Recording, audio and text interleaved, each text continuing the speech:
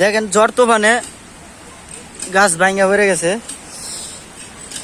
আর সবকিছু তো বাসায় নিয়ে গেল। দেখতে আছেন কি অবস্থা বস্তির। এই অবস্থা হলে মানুষ কিভাবে থাকবে?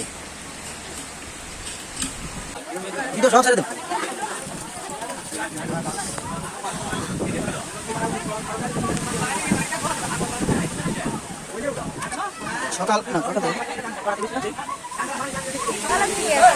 রাত 4টা থেকে বৃষ্টি নামছি, এখনো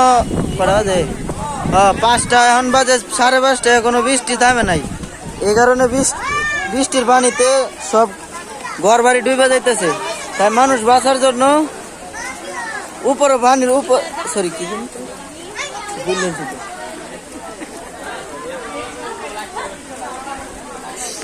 থাক কল হয়তো না।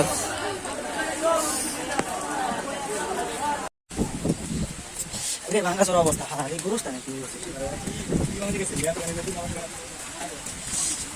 আরে লাইন সব ভাঙে পড়ে গেছে। কি